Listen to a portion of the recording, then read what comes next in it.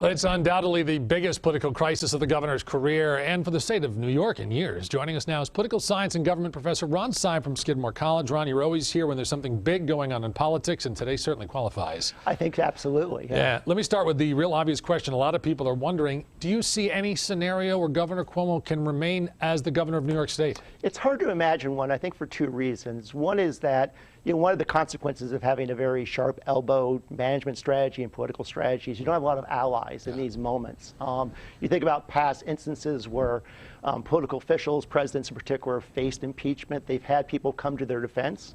You don't see a lot of that happening today, and I think that's partly an artifact of Governor Cuomo's sort of, again, rather ruthless, as you pointed out, vindictive strategy. I think the second reason is I did read Cuomo's attorney Rita Glavin's 85-page report, not in great detail, but it seems like the defense is that the two attorneys in this case, Mr. Kim and Ms. Clark, prejudged the case, that they were utterly biased, that they admitted important evidence that was inconsistent with their narrative. So it's basically an allegation of professional misconduct, which I think is going to be very hard to stick, I think, in terms of the politics of it.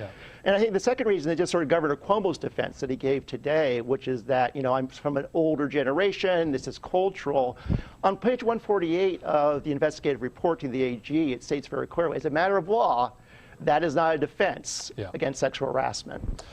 So we talked briefly before we went on about the whole issue of the management style, the toxic work environment, and how that really went hand in hand with the pervasiveness of the sexual harassment still being able to continue for as long as it did. Yeah, I think that's one of the more compelling, I think, arguments in the report is that these things are coupled together. That it was the case that many of the women who worked for Governor Cuomo who testified and gave evidence suggested or stated outright that they felt they faced a Hobson's choice. That either they accepted the governor's advances, which they found to be uncomfortable and offensive, or if they failed to accept those advances and rebuffed him, they would be subject to verbal retaliation. They might be frozen out of important meetings. They would lose power. So they're in a situation that was really untenable.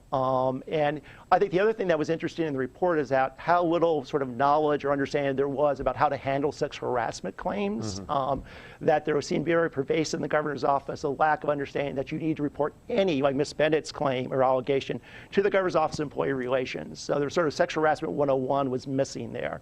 But absolutely, I think that the hostile work environment was part of, again, the sexual harassment environment. All right, and just to wrap up here, let's put this in some context, I guess, politically, political history speaking. I mentioned to you before, I remember covering the stepping down of Eliot Spitzer and all that went on there, and we said people today talked about what happened with Cuomo was creepy. Certainly people who talked about what happened with Spitzer was creepy. Someone today said to me, this is worse than what happened with Eliot Spitzer. Where do you stand on that? I would concur. I think this is really about abuse of power, right? It's creepy, it's uncomfortable, it's a violation perhaps of the law too, that will be figured out in the courts, but it really is an abuse of power, a kind of effort to try to, again, sort of harass and intimidate and threaten those to get control over them. And I don't think his argument that, this is just sort of a high demand results-oriented workplace scours.